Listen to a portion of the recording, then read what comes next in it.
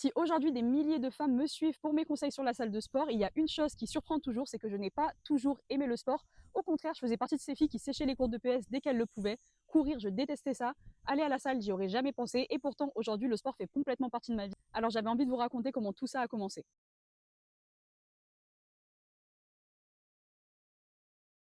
Hello Mégo, moi c'est Chloé et après 1 an et demi à poster des conseils pour les débutantes en salle sur Instagram et TikTok, j'ai décidé de me lancer sur YouTube. Et pour ça, quoi de mieux que de débuter cette chaîne avec une vidéo présentation sur mon histoire, ma relation avec le sport et tout ce que ça m'a apporté. Donc si tu as envie d'en savoir plus, d'avoir des conseils, de me suivre dans mes séances, dans mes voyages et dans mon quotidien, n'hésite pas à t'abonner. Bon, faut savoir que j'ai jamais été une grande sportive, j'étais la première à sécher les cours de PS ou à prendre les sports les moins physiques, genre ping-pong, ou alors à me cacher, vous savez, derrière les grosses boxes de rangement sur les terrains pendant un cours de piste pour éviter de courir encore plus. Tout ce qui touchait au cardio, à l'escalade, à la gym ou tous les autres sports possibles, c'était impossible pour moi.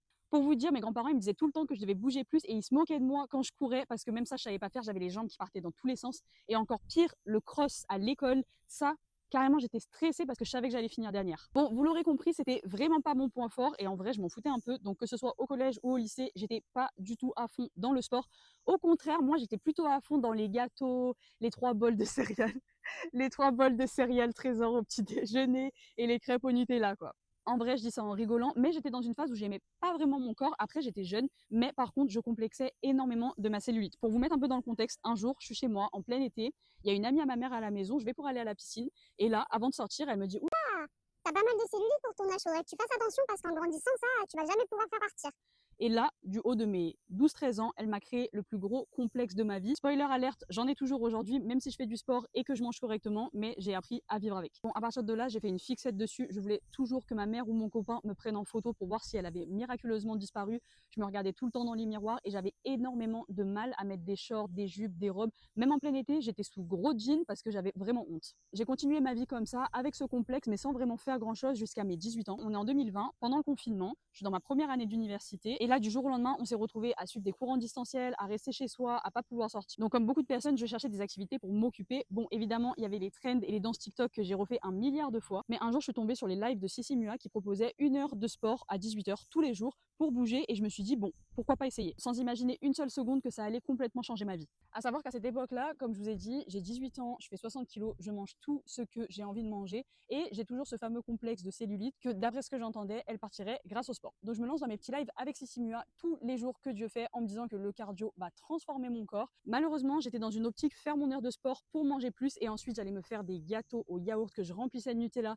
pour les finir dans l'heure qui suivait. Donc aucune utilité finalement. Mais à la fin du confinement, tout le monde me disait que je m'étais affinée. Bon, ça fait plaisir. Mais à ce moment-là, la seule chose que je me dis, c'est si je reste assidue, je vais potentiellement avoir de très bons résultats et donc éradiquer ma cellulite. Donc pendant 2 ans, j'ai continué à m'entraîner chez moi, devant les vidéos de Sissi Mua. Tous les soirs, j'avais mon petit tapis, mes petits haltères, je faisais ça au pied de mon lit. Mais j'étais frustrée parce que, bon, déjà, faut dire qu'elle m'a fait suer, la Sissi, mais parce que je voyais pas énormément de résultats. Alors oui, je m'étais affinée, mais ma cellulite n'avait pas disparu, mes fessiers n'avaient pas triplé de volume. Et comme mon alimentation n'était pas adaptée, j'avais pas les résultats que je recherchais. Et je peux vous assurer que 2 ans, c'est long sans avoir de résultats. J'avais pas perdu mon habitude de me regarder tous les jours dans le miroir, plusieurs fois par jour, et de me prendre tout le temps en photo et en vidéo, comme si mes jambes allaient devenir lisses du jour au lendemain. Mais en fait, je me filmais tout le temps pour voir une évolution qui n'apparaissait pas. Évidemment, je ne crache pas sur les lives de Sissi Mua, c'est celle qui m'a fait découvrir et aimer le fitness et la musculation, mais comme vous l'aurez compris, on n'était pas sur un suivi personnalisé et suivre des lives qui sont faits pour tout le monde dans l'objectif de bouger plus à la maison sans une alimentation adaptée, et ben ça donne, comme dans mon cas, peu de résultats, voire plus du tout à partir d'un certain moment. Donc fin 2022, j'avais l'impression de plus progresser, je faisais toujours les mêmes séances, je voyais pas vraiment d'évolution.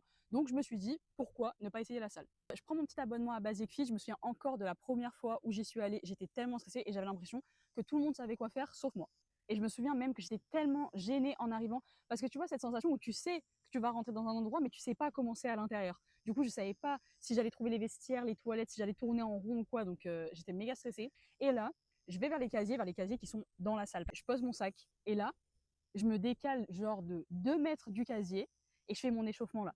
Genre j'avais tellement peur, j'étais tellement stressée, je savais pas s'il y avait un espace pour l'échauffement, s'il fallait faire ça au milieu des machines, si je savais pas s'il y avait un espace dédié. Donc genre j'ai posé mes affaires dans le casier, je me suis décalée de 2 mètres et je suis restée à côté du casier et je me suis échauffée. Mais en vrai, j'avais trop peur de mal utiliser les machines, de mal faire les exercices et surtout, j'avais vraiment peur en fait que les gens, ils me voient ils me voient mal faire un exercice ou mal faire quelque chose. Du coup, quelques semaines après mon inscription, je dois partir 6 mois en Erasmus à Madrid. Bon, je ne mens pas qu'à ce moment-là, j'ai très peur. Je suis jamais partie loin de ma famille, je suis jamais partie loin de mon copain. Je vais dans une grande ville, dans un autre pays. Je sais absolument pas comment ça va se passer pour moi. Mais par contre, si je peux vous donner un conseil sur ce côté-là, c'est de foncer. Le fait de partir 6 mois à l'étranger, ça m'a tellement fait grandir et évoluer. Bon, j'étais perdue, hein, je vais pas vous mentir, mais c'était incroyable. Et en vrai, même si maintenant, avec le recul, 3 ans après, je me rends compte que c'était dingue, je le voyais pas forcément sur le moment. Il faut savoir que je suis quelqu'un de très timide, donc j'ai eu, enfin, c'est même pas j'ai eu beaucoup de mal, c'est je n'ai pas réussi à m'intégrer dans les groupes de filles espagnoles là-bas sur place pendant 6 mois. Je restais pas mal avec des Françaises qui étaient aussi en Erasmus. Je parlais qu'avec elles, d'ailleurs des filles avec qui je suis toujours en contact aujourd'hui. Mais c'est vrai que voilà, j'avais du mal à m'intégrer et même les filles avec lesquelles je parlais, je faisais pas non plus énormément de choses avec elles. Faut savoir aussi que c'est une période de ma vie où malheureusement j'ai appris que ma maman avait un cancer. Donc voilà, je me suis vraiment beaucoup renfermée sur moi-même pendant cette période-là. Je faisais énormément de choses seule et justement, j'ai beaucoup misé sur le sport. Ça prenait vraiment une grosse partie de mon temps. J'y allais tous les jours et c'était vraiment devenu plus qu'un endroit où faire du sport, mais c'était vraiment devenu ma routine, mon moment à moi. Euh, Ma routine, mon moment à moi et vraiment le truc qui me permettait de penser à autre chose. À ce moment-là, on n'était plus du tout sur un objectif physique de ne plus avoir de cellulite, avoir des gros fessiers, bon aussi toujours un peu, mais voilà, on était vraiment sur quelque chose qui me faisait du bien au quotidien et je pouvais plus m'en passer. Donc c'est cool aussi d'avoir pu avoir ce côté-là pendant 6 mois parce que déjà ça m'a donné une certaine discipline et ça m'a vraiment permis de tenir tout le long de mon Erasmus, donc vraiment jusqu'à la fin, et au final de valider mon Erasmus haut la main. Et justement, ça m'a été super bénéfique même pour la suite parce qu'en septembre 2023, du coup, je commence mon master. J'ai fait un MBA, donc c'est un master tout en anglais, gestion d'entreprise, management, entrepreneuriat, et je devais être en alternance. Et là, en fait, je débute dans une alternance que je n'aime pas du tout, mais en fait, j'avais postulé pendant des mois et c'est les seuls qui m'ont pris à, je crois, 1 ou 2 semaines de la rentrée, donc j'y suis allée. C'était dans un domaine viticole. En fait, ça se passe pas du tout comme prévu et je passe littéralement 5 mois de mon alternance à être en dépression, à y aller avec la boule au ventre. Donc en fait, encore une fois, le sport, ça m'a vraiment apporté un certain équilibre dans le sens où ouais, la journée, ça allait pas, mais le soir, je savais que j'allais à la salle, que ça allait me vider la tête et que ça allait me faire du bien, tu vois.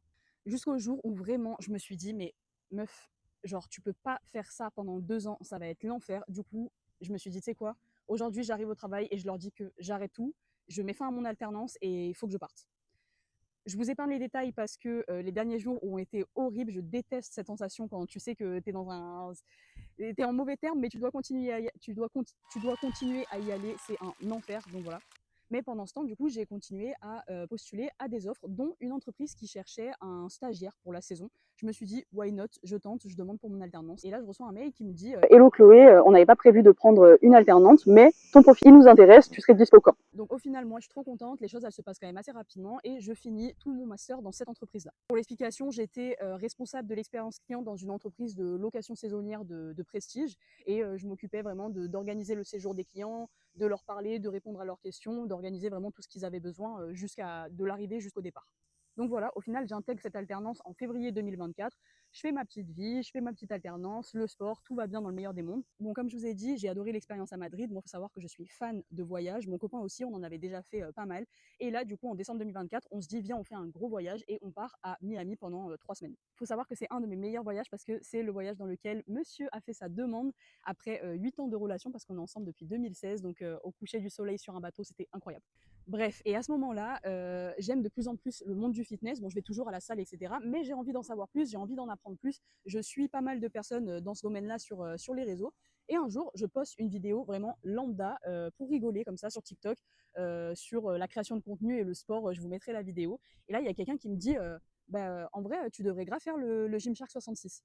Le concept du Gymshark 66, c'est très simple, c'est de devenir la meilleure version de toi-même et d'aider les autres à devenir la meilleure version d'eux-mêmes en le documentant sur les réseaux. Et à la clé, il y avait le fait de devenir athlète Gymshark. Bon, je suis honnête avec vous, j'avais pas trop d'espoir sur le fait de devenir athlète Gymshark parce qu'il y a tellement, tellement, tellement de personnes qui participent que ça réduisait clairement mes chances. J'avais jamais posté sur les réseaux, j'étais vraiment pas calée sur ça et tout. Mais je me suis dit, why not? En vrai, ça peut grave m'aider à juste devenir la meilleure version de moi-même.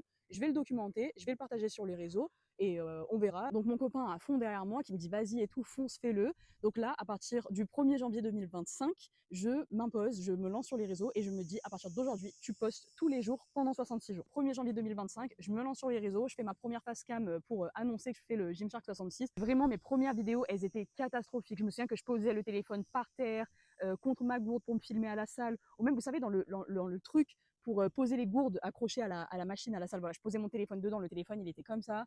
Et les vidéos, elles étaient cata, mais au moins, je documentais ça, j'étais contente. En vrai, je kiffais ma petite vie. Que là, j'étais pas du tout dans une phase de faire des trucs méga parfaits. J'étais vraiment sur le truc de tu t'es imposé de poster tous les jours pendant 66 jours, ma belle, va falloir que tu te bouges. Donc en fait, je m'en foutais un peu de la qualité, je postais vraiment pour poster et pour voilà, montrer mon quotidien, donner des conseils si j'en avais, et c'était vraiment le fait de poster, quoi. Bon, à ce moment-là, c'est cardio, hein. Je suis honnête avec vous, je suis dans ma 2e année de master, j'ai mon mémoire, je suis toujours en alternance du coup, et faut se le dire, ça marchait pas vraiment. Jusqu'en septembre où là je poste une vidéo sur débuter la salle à la rentrée, et ça c'est une vidéo qui a super bien marché et qui m'a rapporté à peu près 2-3 000 abonnés sur TikTok. Donc là, après 9 mois à poster tous les jours en partant de zéro, les commentaires ils ont commencé à arriver, puis les vues, puis les abonnés, puis les filles qui m'envoyaient des messages et qui me disaient bah, j'ai envie de commencer mais je sais pas comment faire, je suis à la salle mais je sais pas comment utiliser cette machine, est-ce que tu peux faire telle ou telle vidéo? Donc à ce moment-là, j'ai vraiment pris ça au sérieux, la création de contenu et le fait de me former pour pouvoir proposer des contenus de plus en plus qualitatifs. Le tout, je vous rappelle, en même temps que mon master, mon mémoire, mon alternance. Et là, je fais une dinguerie. L'alternance dans laquelle je suis, avec qui ça se passe super bien, me propose du coup un CDI à 2 000 € par mois. Il faut savoir qu'on est en septembre, donc en fait le CDI, j'allais le commencer là en octobre. En fait, je suis en train de finir mon master. Et là, je vous rappelle que j'ai 3 000 abonnés sur Instagram et TikTok. J'ai pas de monétisation, j'ai pas de collab rémunéré, j'ai pas d'accompagnement, j'ai pas de programme, j'ai rien qui me rapporte de l'argent. Je refuse la proposition de CDI pour me mettre à fond sur des projets que j'avais avec mon mec et pour me mettre à fond sur les réseaux alors qu'il n'y a rien qui me promettait que ça allait marcher. Il n'y a rien qui marchait à ce moment-là et je gagnais zéro avec tout ça. Et là, pour couronner le tout, le projet que j'ai avec mon mec sur lequel on bosse depuis 6-7 mois, il tombe à l'eau 2 semaines après avoir quitté mon alternance, 2 semaines après avoir quitté mon entreprise, avoir refusé la proposition de CDI, alors que ça faisait des mois qu'on bossait dessus et qu'on était persuadés, genre vraiment on s'est dit, on quitte nos tafs et on va être à fond sur ça, ça va grave bien marcher et tout. Et au final, après 2 semaines, ça tombe à l'eau. Et là, du coup, je me dis quoi? Il me reste que les réseaux et le sport. Faut que ça marche, faut que je me mette à fond dessus. Donc là, je suis dans une phase très compliquée de ma vie parce que, en fait, mon mec, il avait informé ses patrons qu'il avait un projet et qu'il allait partir. Moi, j'étais déjà partie de mon travail. Donc en fait, mon mec, il est juste retourné travailler pendant que moi, j'étais à la maison. Et du coup, au final, octobre, novembre, décembre, je suis là, je suis à la maison. Je scrolle toute la journée. Je range, je mange, je prépare à manger. Ma seule sortie de la journée, c'est la salle le soir quand mon mec il rentre du travail finalement. Mais lui, il est en 39 heures. On se voit à peine parce que au final, le lendemain, lui, il se relève. Donc le soir, on va à la salle, mais après, il faut vite manger, il faut vite se doucher, il faut dormir parce que lui, il se relève. On se voit très peu. On est tous les deux en dépression au final parce que notre projet, il n'a pas fonctionné. Et en fait, on veut faire plus, on veut voir plus. Et on se retrouve là, chez nous, pendant que lui, il bosse, moi, je bosse pas. Donc ça a été 3 mois assez compliqués. Il faut savoir qu'on avait plein d'objectifs, plein de projets. On a toujours eu pour projet de voyager, de partir à l'autre bout du monde. Et un jour, mon mec, il rentre du travail et il me dit, tu sais quoi, viens, j'arrête tout et on se tire. Donc le lendemain, il dit à ses patrons que c'est fini. 2 semaines plus tard, il termine. Le vendredi au soir, on fait nos affaires. Le samedi matin, on est dans l'avion pour Dubaï. Premier degré, je vous promets que ça s'est passé comme ça. Et là, c'est vraiment le voyage qui a changé nos vies. Donc là, décembre 2025, janvier 2026, on part à Dubaï, Thaïlande, Bali. À ce moment-là, je prends une décision, je veux aller plus loin sur les réseaux, plus loin que de simples vidéos et je veux vraiment aider les femmes de manière plus personnalisée. Mais je me rends compte que aider les femmes juste comme ça, c'est pas si facile que ça et faut vraiment que j'apprenne à créer un vrai accompagnement, à structurer une méthode et à mieux communiquer. C'est ce qui m'a poussée à me former du coup ces derniers mois. Si aujourd'hui je vous raconte tout ça en août 2026, 1 an et demi après m'être lancée sur les réseaux, c'est parce que je veux que vous reteniez une seule chose. On n'a pas besoin d'être sportif depuis toujours, on n'a pas besoin d'aimer courir, on n'a pas besoin de rester dans un taf qui nous plaît pas, on n'a pas besoin d'être parfaite finalement. On commence toutes quelque part, moi la première. En tout cas, Mégo, merci d'avoir pris le temps d'écouter mon histoire. Je voulais vraiment commencer cette chaîne par cette vidéo parce qu'avant de vous emmener avec moi dans mes entraînements, mes voyages et les coulisses de mon quotidien, je voulais vraiment que vous compreniez d'où je viens et pourquoi je fais ça aujourd'hui. Bisous!